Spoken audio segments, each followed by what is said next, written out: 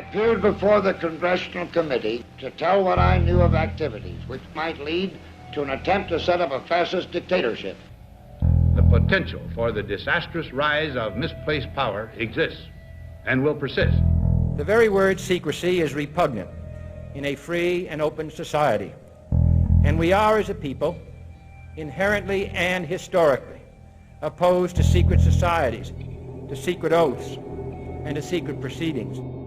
President Bush signed a formal agreement that will end the United States as we know it, and he took the step without approval from either the U.S. Congress or the people of the United States. The secret organizations of the world power elite are no longer secret. It's known as the Bilderberg Group. Could their objective be world domination? I'm Jim Tucker. I've chased Bilderberg for 30 years. I'll never give up the chase. Bilderberg plan for the whole world is nothing less than world government. I'm not comfortable with that at all. Who elected these guys to run the planet? They are the elitists. They feel they should run the world for their own selfish interests. Now we can see a new world coming into view. A world in which there is the very real prospect of a new world order. Bilderberg is making great progress toward a world government, and only an educated, informed public can stop them in their tracks. David Rockefeller admits in his own memoirs that he wants to destroy the United States. Right. He's a traitor. It's good to be back at the Council on Foreign Relations. As Pete mentioned, I've been a member for a long time and was actually a director for some period of time. I never mentioned that when I was campaigning for re-election back home in Wyoming. Let us never tolerate outrageous conspiracy theories. Well, the reason I bring it up, if you've ever heard any of our call-in shows, you know that we have people that think about the conspiracy theories of people like you. You would be a poster child for these people because you have served on the board of the Council on Foreign Relations. You helped start the Trilateral Commission, and you've been to the Bilderberger Group. Are people too close in this world? People in business too close to the governments? Well, you know, there is such a thing as insidious influence. And the question is, how does it operate? Does it involve bribery? And does it involve some sort of psychological domination of individuals? I don't believe in this notion of some sort of secret societies controlling people. But of course, in any political system, there are sort of over-the-table and under-the-table arrangements. The New World Order was on display with the first Gulf War and the creation of a European Union. After losing to his crony Bill Clinton, he faded into the background as the agenda for a New World Order marched forward. Whenever these agendas were threatened, those who opposed them ended up dead.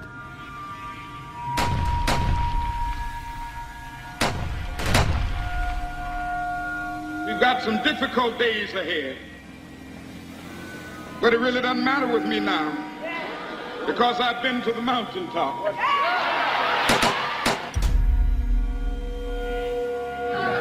My thanks to all of you, and now it's on to Chicago, and let's win there. Thank you very much. Gave a paper about all three of the big assassinations in the 60s, which was John F. Kennedy, Bobby Kennedy, and Martin Luther King. And there are certain common denominators. I call these events deep events.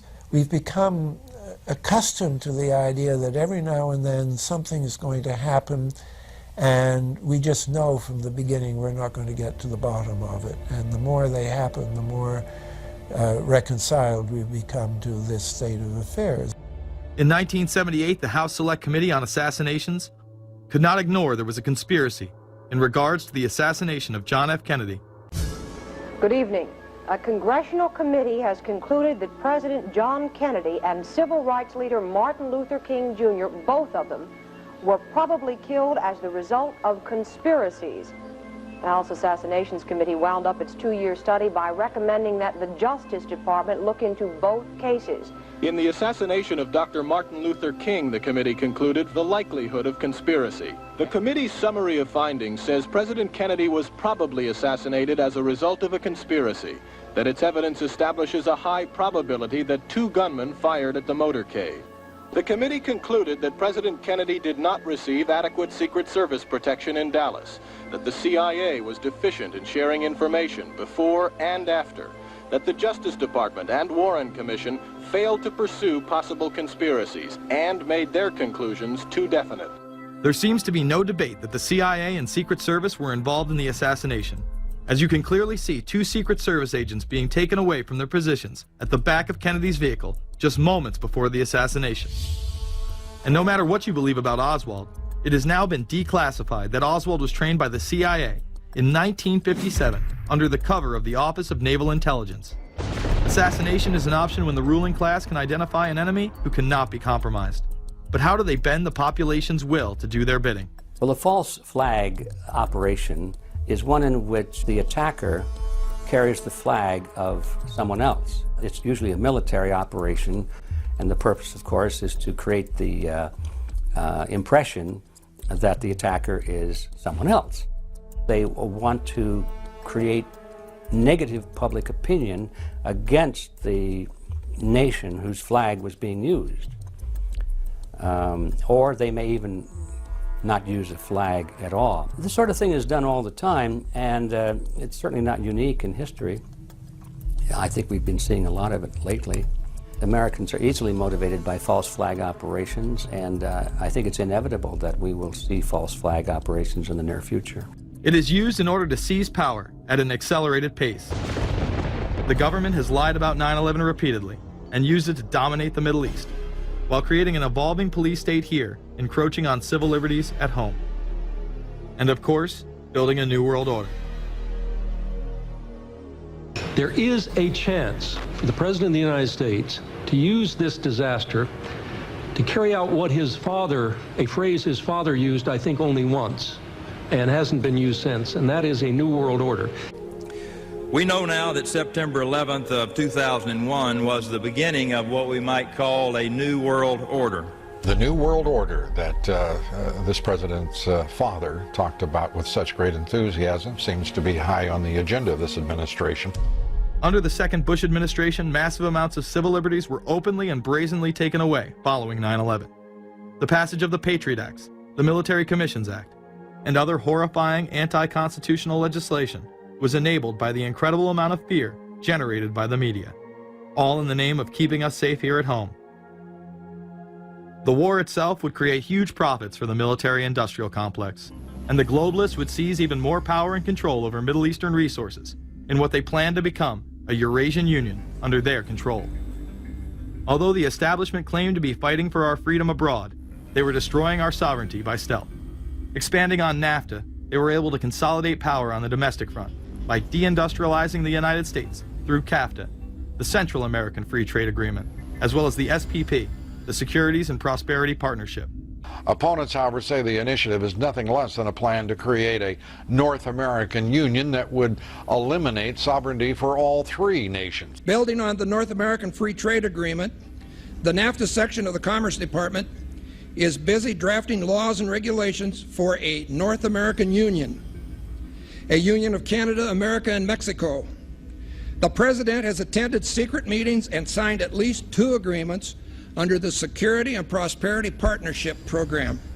The stated goal established by Presidents Bush, Fox, and Prime Minister Paul Martin is integration by 2010. It's a plan from the business elites, the political elites, that will cost more American jobs, cost American sovereignty, but it would fulfill the president's father's vision.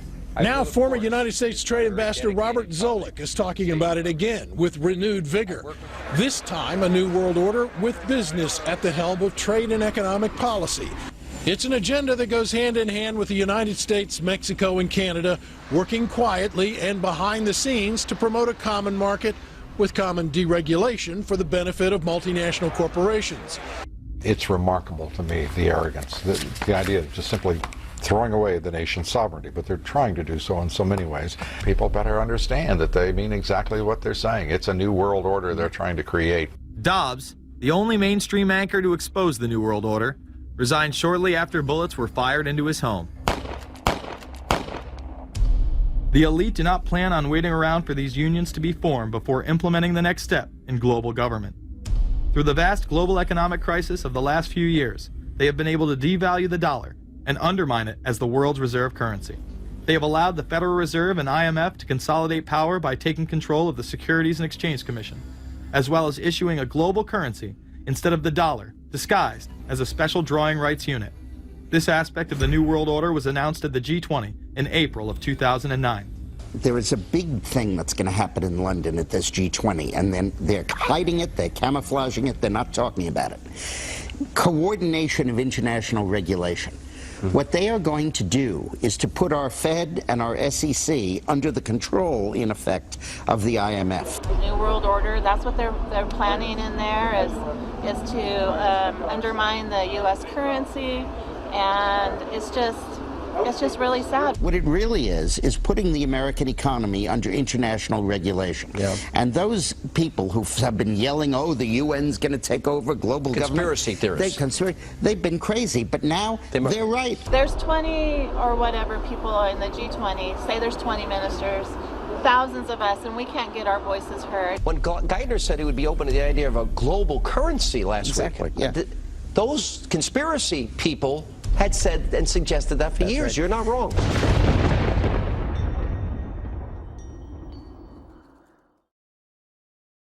The very word secrecy is repugnant in a free and open society. And we are, as a people, inherently and historically opposed to secret societies, to secret oaths, and to secret proceedings. We decided long ago that the dangers of excessive and unwarranted concealment of pertinent facts far outweighed the dangers which are cited to justify it. Even today, there is little value in opposing the threat of a closed society by imitating its arbitrary restrictions. Even today, there is little value in ensuring the survival of our nation if our traditions do not survive with it. And there is very grave danger that an announced need for increased security will be seized upon by those anxious to expand its meaning to the very limits of official censorship and concealment. That I do not intend to permit to the extent that it's in my control. And no official of my administration, whether his rank is high or low, civilian or military, should interpret my words here tonight as an excuse to censor the news, to stifle dissent, to cover up our mistakes, or to withhold from the press and the public the facts they deserve to know. For we are opposed around the world by a monolithic and ruthless conspiracy that relies primarily on covert means for expanding its sphere of influence, on infiltration instead of invasion, on subversion instead of elections, on intimidation instead of free choice, on guerrillas by night instead of armies by day. It is a system which has conscripted vast human and material resources into the building of a tightly knit, highly efficient machine that combines military, diplomatic, intelligence, economic, scientific, and political operations. Its preparations are concealed, not published. Its mistakes are buried, not headlined. Its dissenters are silenced, not praised. No expenditure is questioned, no rumor is printed, no secret is revealed. No president should fear public scrutiny of his program, for from that scrutiny comes understanding, and from that understanding comes support or opposition, and both are necessary. I am not asking your newspapers to support an administration, but I am asking your help in the tremendous task of informing and alerting